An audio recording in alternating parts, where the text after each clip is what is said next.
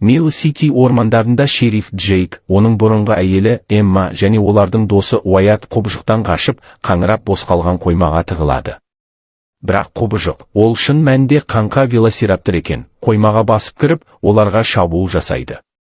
Осы оқиғадан бір күн бұрын шериф Джейк профессор Келлерден бір топ бүлікшілердің оның меншігіне басып кіргені туралы шағым алады. Бұл топты Джейктің ағасы Дакота басқарады. Ол профессордың заңсыз әрекеттеріне қарсы көтеріліс ұйымдастырған. Дакотаның айтуынша, профессор жергілікті тұрғындардың жерлерін арзан бағамен сатып алып, өз бизнесін кеңейтпекші, сонымен қатар жергілікті кәсіпорындарды, оның ішінде жергілікті мәдениетті сақтау мұражайын жоюды жоспарлап отыр. Осы шудың ортасында Джейк Дакотамен сөйлесуге барып, барлығын үйлеріне қайтуға шақырады, ал өзі профессормен мәселені шешуге тырысады. Одан кейін ол бұрынғы әйелінің үйіне қызы Саваннаны көруге барады, бірақ ол жерден тек қыздың кітапханаға оқуға кеттім деген хатын табады. Алайда Джейк Саваннаның шын мәнінде жігіті Мэтпен университеттегі кешке кеткенін біледі және оған тосыннан баруды ұйғарады. Сол уақытта қалада профессор Келлер қонақтарына Милл-Ситидің болашақ ғимараттарының макетін көрсетеді. Көп ұзамай ол өзінің археология сарапшысы Эмманы шақырады. Оған тек іскерлік қызығушылықтан бөлек, жеке қызығушылығы да бар. Олар сөйлесіп жатқанда Джейк университетке жетіп, Саваннаны көлікке отырғызып кештің аяқталғанын жариялайды. Кейін Джейк профессор Келлердің кешін пайдаланып, Эммаға қыздың жасырын кешке барғаны туралы сөйлесуге шақырады. Ажырасқанына қарамастан, ерлі-зайыптылардың арасында шешілмеген мәселелер бар, және олар өздерінің жасөспірім қыздармен қалай күресу керектігін білмейді. Ал Дакота мұражайға қайтып оралып, оның халқының жері коммерциялық мақсатта пайдаланылатынына ашуланады. Ашуы шарықтау шегіне жетіп, ол мұражайдағы заттарды қирата бастайды, бірақ әйнек витринада жапырақ суреті бар кітапты көреді. Кітапты оқыған соң, Дакота мұражайдың төменгі қабатына, динозавр қаңқаларымен қоршалған жерге барады. Сол жерде ол жергілікті халықтың артефактілері мен кітапты пайдаланып, бір рәсім жасай бастайды.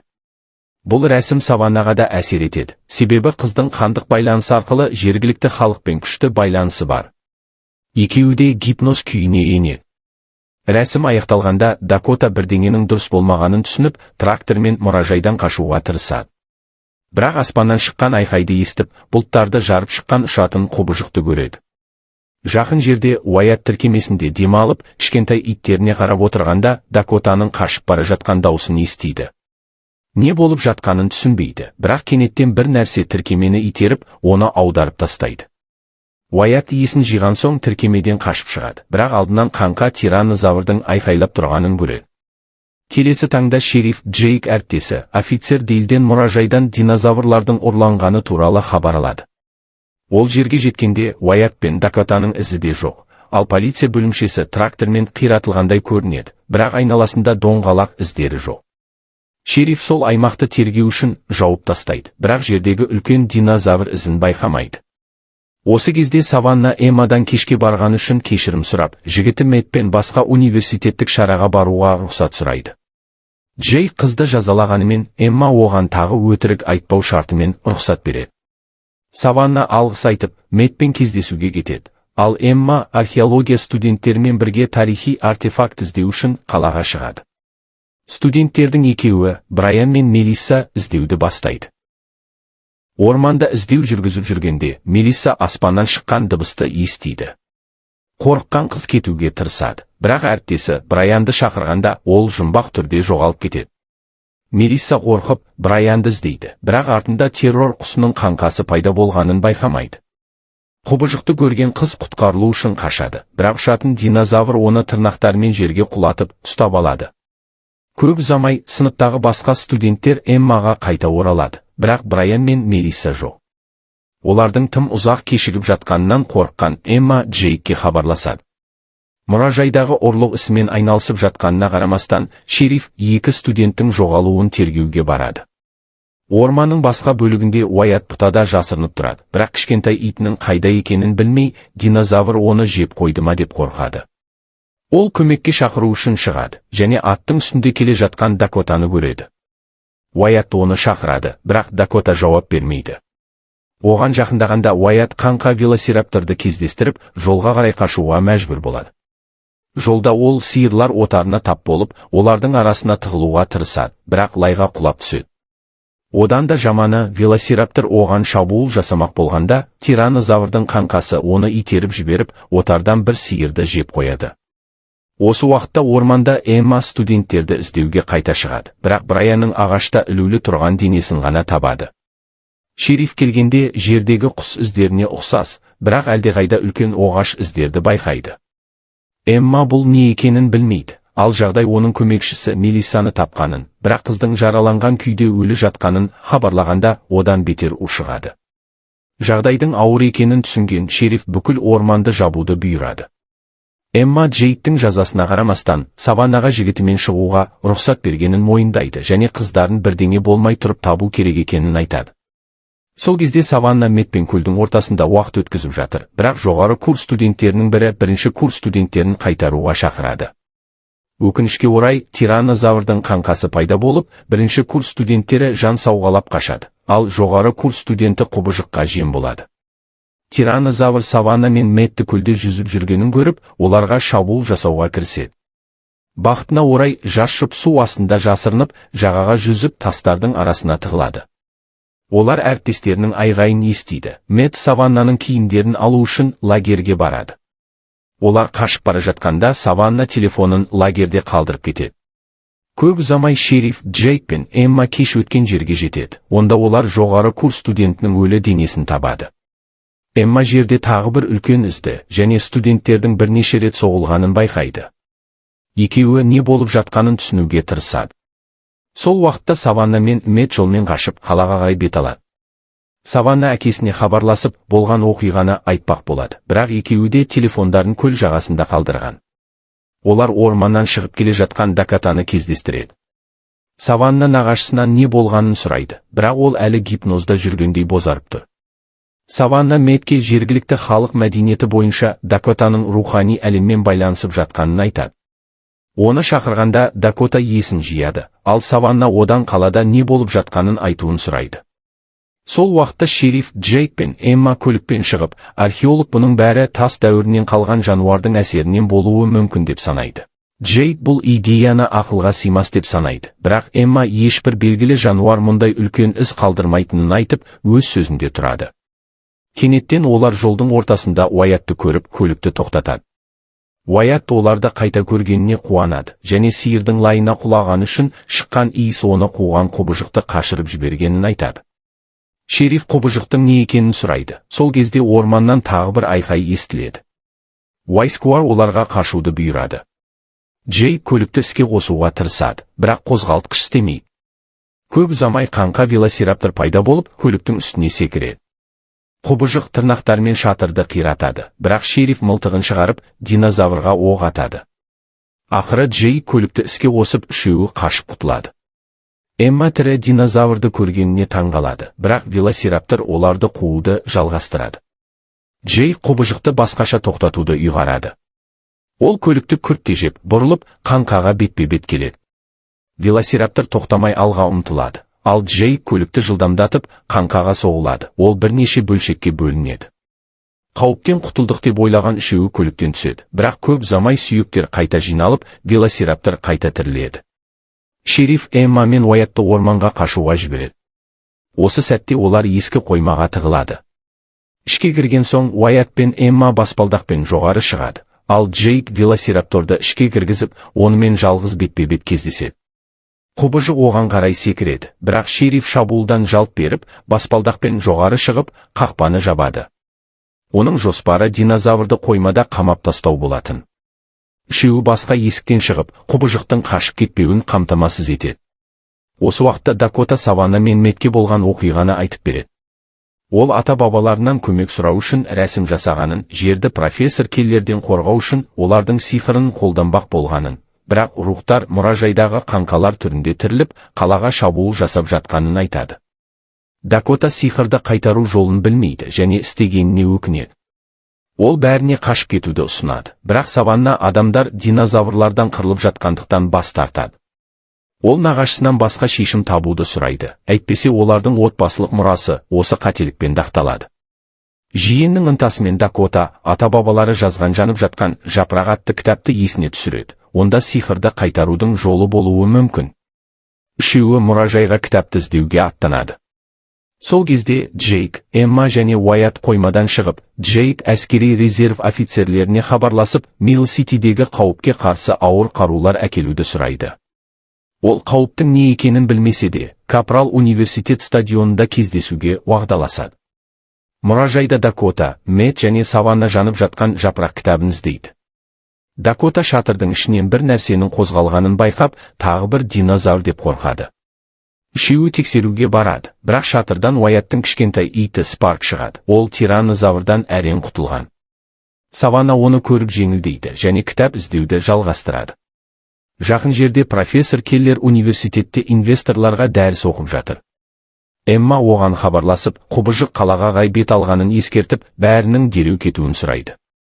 Бірақ Келлер бұны ақылға сыймас деп санап, телефонды тастайды, өйткені ол қаржыландыруды ұзақ күткен. Ақыры мұражайда Дакота кітапты табады. Бір парақты оқығанда рухтарды аспаннан келетін отпен қуып шығу туралы жазба көреді. Саванна мұны құбыжықтарды жоюға қабілетті күшті дауыл шақыру деп түсіндіреді. Нал динозаврларды найзағаймен жою үшін сиқыр табу керек. Олар асығу керек, өйткені қаңқа террор құсы университетке жетті. Келлермен басқа қонақтар үрейленіп қашады. Сол кезде Капрал Ленс өз командасымен бірге зымыран атқыштармен қаруланған күйде пайда болады. Бірақ олар тираннозаврдың қаңқасын көріп, қаруды атуға тырыспастан шегінеді. Шудың ортасында Келлер Эммаға қайта хабарласып, екі динозавр қаңқасының университетке шабуыл жасап жатқанын айтады. Бақытына орай, Эмма көлікпен жетіп, профессорға тез отыруды бұйырады. Тираннозавр топтың қашпақ болғанын көріп, жолын бөгейді, бірақ шериф Джейк дұрыс сәтті күтіп, көлікті кері бұрып, құбыжықты айналып өтеді. Төртеуі колледжге кіреді. Онда Джейк Капрал Ленспен кездесіп, олардың ең үлкен қаруы не екенін сұрайды. Топ зымыран атқыштарын көрсетеді, ал шериф екі еріктіні қаңқа динозаврлармен күресуге шақырады. Уайат өнер көрсетуде анасымен бірге болған, бірақ одан ажырап қалған соңғы баланы көреді. Құбыжықтың қайтып оралуынан қорқып, Уайат баланы ішке апарады. Екеуі тираннозаврмен кездеседі, бірақ қоқыс контейнеріне жасырынып, құбыжықтың назарынан тыс қалады.